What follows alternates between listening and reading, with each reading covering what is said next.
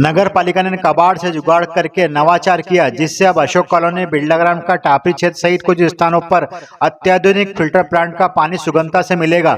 वहीं नगर पालिका प्रतिमाह 10 लाख रुपए की बचत भी होगी।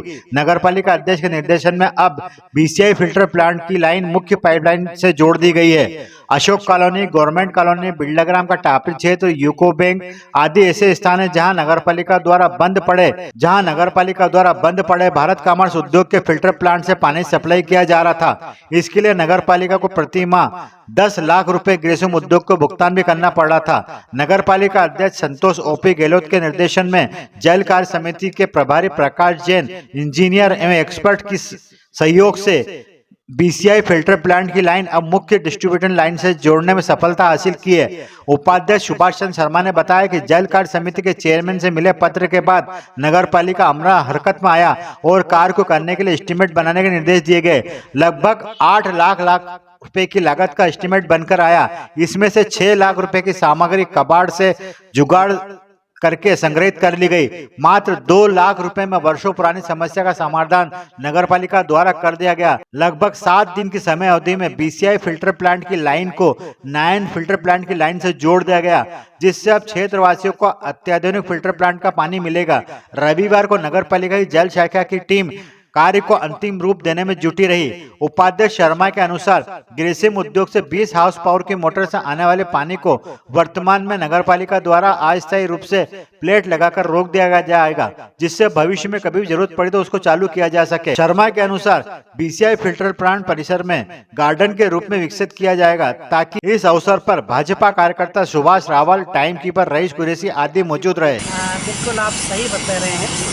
अभी नागदा शहर में हमारा ये लक्ष्य था कि पूरे शहर को हमारा नया फिल्टर प्लांट है उससे पानी प्रत्येक घर में सप्लाई करें, और उसी की तरह हम शनै शनै आगे बढ़ रहे हैं। पिछले कई दिनों से हमारी 2-3 कॉलोनियाँ, मैं कहूँ कि Ashok colony, BCI staff colony, bank colony में कुछ पानी हम कंपनी द्वारा दिया हुआ पानी सप्लाई करते थे। उससे हमको कुछ मेंटेनेंस चार्ज भी देना पड़ता था कंपनी को। अब चूँकि हम ये कर रहे हैं कि इस लाइन को हम कंटिन्यू बंद नहीं कर रहे हैं, लेकिन हम इस स्थिति में आ गए हैं कि अब हम लगातार हमारा नगर पालिका का जो फिल्टर प्लांट है, उस फिल्टर प्लांट से हम ये जो हमारी जो कॉलोनियाँ हैं यहाँ पर हम पानी सप्लाई कर सके।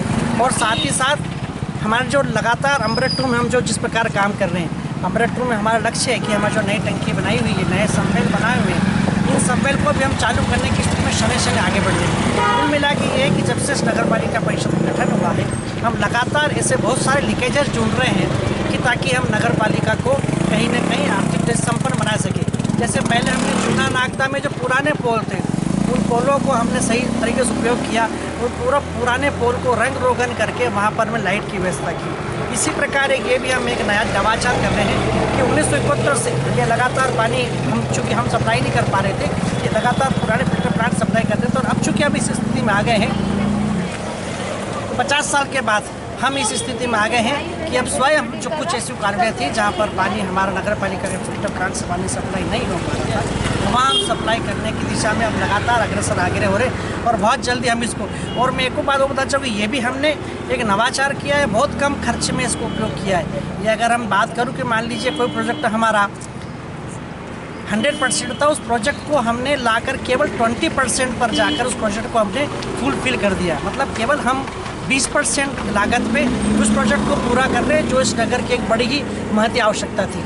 तो उसी दिशा में आज मैं मेरे साथ में हमारे उपाध्यक्ष सुभाष शर्मा जी, हमारे सुभाष रावल जी, हमारे प्रकाश जैन जी, जल कार्य समिति के सभापति हमारे रईस जी, और हमारी ये नगर पालिका की पूरी कुशल के नेतृत्व में टीम हमारी काम कर रही है। हमारे रईस जी हमारे लगातार इस काम को देखते बता देते हैं किस प्रकार हम नागदा नगर को शुद्ध, साफ और स्वच्छ पेयजल, अच्छा TDS वाला पानी दे सके। उसी दिशा में परिषद लगातार काम कर रही है। उसी का सुखद परिणाम बहुत जल्दी हम देखने को मिलेगा और ये हम सप्लाई करना प्रारंभ कर देंगे।